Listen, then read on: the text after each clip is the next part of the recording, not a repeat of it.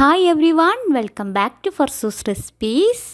ഇന്ന് നമ്മൾ നല്ലൊരു ചെമ്മീൻ ബിരിയാണിയാണ് ഉണ്ടാക്കുന്നത്. പുറത്തു നിന്നൊക്കെ കഴിക്കുന്ന അതേ ടേസ്റ്റിൽ അല്ലെങ്കിൽ അതിനേക്കാളേറെ ടേസ്റ്റിൽ എങ്ങനെ നമ്മുടെ വീട്ടിൽ നല്ല അടിപൊളിയായിട്ട് ബിരിയാണി ഉണ്ടാക്കാമെന്ന് നമുക്ക് നോക്കാം. അപ്പോൾ അതിലേക്ക് കടക്കുന്നതിന് മുമ്പ് നമ്മുടെ ഫർസൂസ് റെസിപ്പീസ് ചാനൽ ആദ്യമായിട്ട് കാണുന്നവരോ അല്ലെങ്കിൽ ഇതുവരെ സബ്സ്ക്രൈബ് ചെയ്യാത്തവരോ ഒക്കെ ഉണ്ടെങ്കിൽ ഒന്ന് സബ്സ്ക്രൈബ് ചെയ്യുക. തൊട്ടടുത്തുള്ള ബെൽ ബട്ടൺ ക്ലിക്ക് ചെയ്ത് അതിൽ ഓൾ എന്നുള്ളത് സെലക്ട് ചെയ്യുക. എന്നാൽ ഞാൻ പുതിയ വീഡിയോസൊക്കെ അപ്ലോഡ് ചെയ്യുമ്പോൾ അതിൻ്റെ നോട്ടിഫിക്കേഷൻസ് നിങ്ങൾക്ക് വരും. വീഡിയോസൊന്നും മിസ്സാവില്ല. അപ്പോൾ നമുക്ക് പെട്ടെന്ന് തന്നെ നോക്കാം എങ്ങനെയാണ് ഈ ബിരിയാണി തയ്യാറാക്കുക എന്നുള്ളത്. അപ്പോൾ ബിരിയാണിക്ക് വേണ്ടിയിട്ട് 1 കിലോ ചെമ്മീനാണ് എടുത്തിട്ടുള്ളത്. ചെമ്മീൻ ആദ്യം ഒന്ന് മാരിനേറ്റ് ചെയ്ത് ചെറുതായൊന്ന് ഫ്രൈ ചെയ്തെടുക്കുന്നുണ്ട്. അതിനായി 1.5 ടേബിൾ സ്പൂൺ മുളക് പൊടി, 1/2 ടീസ്പൂൺ മഞ്ഞൾപ്പൊടി, 1 ടീസ്പൂൺ കുരുമുളക് പൊടി, 1/2 ടീസ്പൂൺ വലിയ ജീരകപ്പൊടി, പാകത്തിനുള്ള ഉപ്പ്, പിന്നെ 1 ടീസ്പൂൺ ഇഞ്ചി വെളുത്തുള്ളി പേസ്റ്റ്. ഒരുപാടൊന്നും ഈ സമയത്ത് വേണ്ട, രണ്ടും കൂടെ 1 ടീസ്പൂൺ മതി. 1 ടേബിൾ സ്പൂൺ വിനാഗിരി, ഇനി വിനാഗിരിക്ക് പകരം ലെമൺ ജ്യൂസ് ആയാലും മതി. എന്നിട്ട് 1-2 ടീസ്പൂൺ വെള്ളം കൂടെ ചേർത്തിട്ട് മസാലകളൊക്കെ നന്നായി മിക്സാക്കി ചെമ്മീനിൽ മാരിനേറ്റ് ചെയ്തെടുക്കാം. അപ്പോൾ ചെമ്മീനിൽ ഉപ്പും പുളിയൊക്കെ നന്നായി പിടിച്ചു കിട്ടാൻ വേണ്ടി 1/2 മണിക്കൂർ തൊട്ട് 1 മണിക്കൂർ വരെ ഇതൊന്ന് റെസ്റ്റ് ചെയ്യാൻ വെക്കാം. ഞാനെപ്പോഴും 2 അവർ മുമ്പ് ഇങ്ങനെ ചെയ്ത് ഫ്രിഡ്ജിൽ വെക്കാറുണ്ട്. ഇനി കുറച്ച് ഓയിൽ ചൂടാക്കി ഈ ചെമ്മീനൊന്ന് ഫ്രൈ ചെയ്തെടുക്കാം.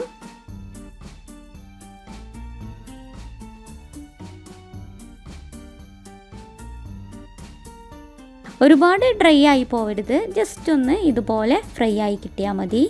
ഇനി നമുക്ക് മസാല റെഡിയാക്കാനായി മീൻ വറുത്തെടുത്ത ആ ഓയിലിൽ നിന്ന് ബാക്കിയുണ്ടെങ്കിൽ അതെടുക്കാം. അതോടൊപ്പം 1-2 ടീസ്പൂൺ നെയ്യും കൂടെ ചേർത്ത് കൊടുക്കാം. 4 മീഡിയം വലിപ്പത്തിലുള്ള സവാള നീളത്തിൽ അരിഞ്ഞു വെച്ചിട്ടുണ്ട്. 4 സവാള എന്ന് പറയുമ്പോൾ ഏകദേശം ഒരു 400-450 ഗ്രാം ആണ് കേട്ടോ വരുന്നത്.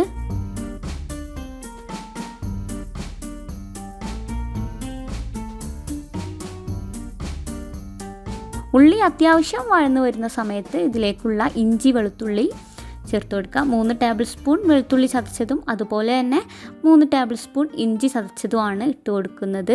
അതോടൊപ്പം എരിവിന് ആവശ്യമായ 5-6 പച്ചമുളകും കൂടെ ചതച്ചെടുത്തിട്ടുണ്ട്. എന്നിട്ട് ഇതെല്ലാം കൂടെ ചേർത്ത് കുറച്ച് സമയം കൂടെ ഒന്ന് വഴറ്റിയെടുക്കണം. കുറച്ച് കൂടുതൽ സമയം വഴന്നോട്ടെ, ഇഞ്ചിൻ്റെയും വെളുത്തുള്ളിൻ്റെയും ഒക്കെ പച്ച രുചിയൊക്കെ ഒന്ന് മാറിക്കിട്ടണം.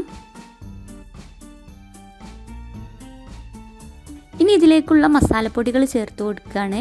1/2 ടീസ്പൂൺ മഞ്ഞൾപ്പൊടി, 1/2 ടീസ്പൂൺ കുരുമുളക് പൊടി, 1 table spoon biryani masala, 1/2 teaspoon മുളക് പൊടി, 1/4 ടീസ്പൂൺ വലിയ ജീരകത്തിൻ്റെ പൊടി. ഇതൊക്കെ ചേർത്ത് കൊടുക്കാം. പിന്നെ ഈ ബിരിയാണി മസാല എങ്ങനെയാണ് ഉണ്ടാക്കുക എന്നുള്ളത് നമ്മുടെ മുമ്പത്തെ മലബാർ ബിരിയാണിയുടെ വീഡിയോയിൽ ഡീറ്റെയിൽഡ് ആയിട്ട് തന്നെ കാണിച്ചിട്ടുണ്ട് കേട്ടോ. അതിനി കാണണം എന്നുള്ളവർക്ക് വേണ്ടിയിട്ട് അതിൻ്റെ ലിങ്ക് ഡിസ്ക്രിപ്ഷൻ ബോക്സിൽ കൊടുക്കുന്നുണ്ട്. ഇപ്പോൾ നല്ല സ്മെല്ലൊക്കെ വരുന്നുണ്ട്. ഈ സമയത്ത് ഇതിലേക്ക് 3 മീഡിയം വലിപ്പത്തിലുള്ള തക്കാളിയാണ് ഇട്ട് കൊടുക്കുന്നത്. ഇനി ഈ തക്കാളിയും നന്നായൊന്ന് വഴന്ന് ഉടഞ്ഞ് വന്നോട്ടെ. പാകത്തിനുള്ള ഉപ്പ്,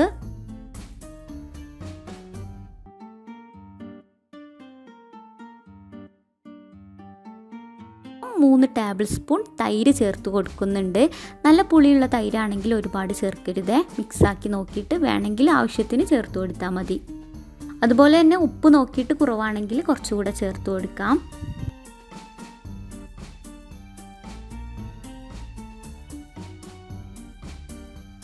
ഇനി ഇതിലേക്ക് 1 പിടി മല്ലിയില, അതിനേക്കാൾ കുറച്ച് കുറവായിട്ട് പുതിനയിലയും കൂടെ എടുത്തിട്ടുണ്ട്.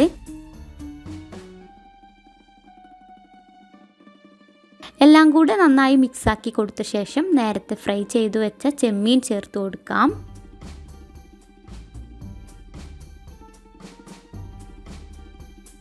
ചെമ്മീൻ ഫ്രൈ ചെയ്തത് കുറച്ച് മാറ്റി വെച്ചിട്ടുണ്ട്. ചോറ് സെർവ് ചെയ്യുന്ന സമയത്ത് മുകളിൽ ചേർത്ത് കൊടുക്കാൻ വേണ്ടിയാണ്.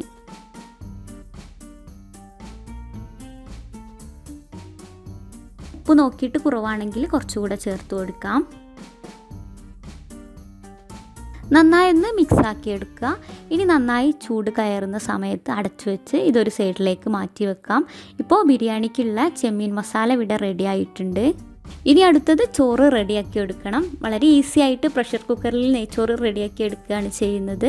അതിൻ്റെ ഡീറ്റെയിൽഡ് ആയിട്ടുള്ള വീഡിയോ ഈ ചാനൽ തുടങ്ങിയ സമയത്ത് ഞാൻ ചെയ്തിട്ടുണ്ടായിരുന്നു.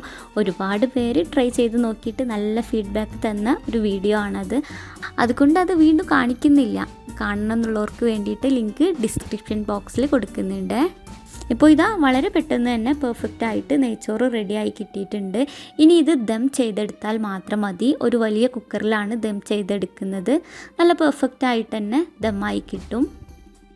മസാല അടിയിൽ പിടിക്കാതെ കിട്ടാൻ വേണ്ടി കുറച്ച് റൈസ് ഫസ്റ്റ് ചേർക്കുന്നുണ്ട്. ഇനി കുറച്ച് മസാല, പിന്നെ ആദ്യത്തെ ലെയർ ചോറിട്ട് കൊടുക്കാം.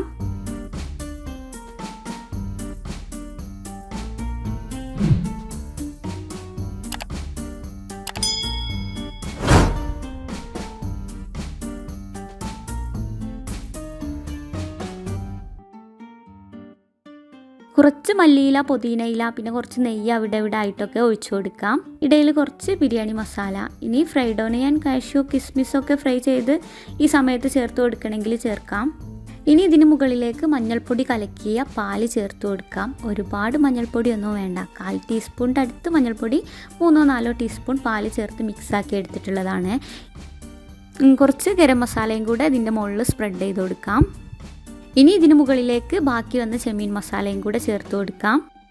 വീണ്ടും ഇതിന് മുകളിലേക്ക് ചോറ് ചേർത്ത് കൊടുക്കാം.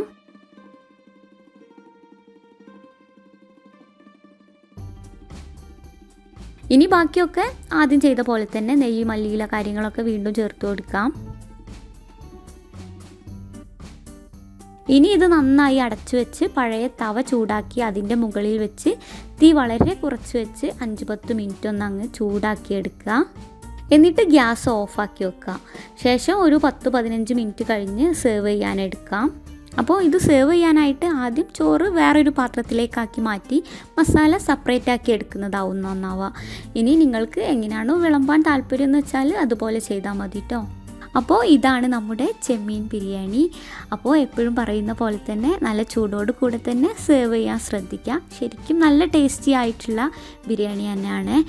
പിന്നെ നല്ല സ്മെല്ലും ഒരുപാട് മസാലക്കുത്തുകളൊന്നും ഇല്ലാത്ത അടിപൊളി ബിരിയാണി തന്നെ ആയിരിക്കും. അപ്പോൾ നിങ്ങളിത് ചെയ്ത് നോക്കിയിട്ട് ഇഷ്ടമായെങ്കിൽ ഫീഡ്ബാക്കൊക്കെ അറിയിക്കണേ. അതുപോലെ തന്നെ വീഡിയോ ഇഷ്ടമായാൽ ലൈക്ക് ചെയ്യാനും ഷെയർ ചെയ്യാനും സബ്സ്ക്രൈബ് ചെയ്യാത്തവരുണ്ടെങ്കിൽ സബ്സ്ക്രൈബ് ചെയ്യാനും മറക്കരുതേ. അപ്പോൾ ഇൻഷാ അല്ലാ അടുത്തൊരു നല്ല വീഡിയോ ആയിട്ട് ഫർസൂസ് റെസിപ്പീസിലൂടെ നമുക്ക് വീണ്ടും കാണാം. Thank you.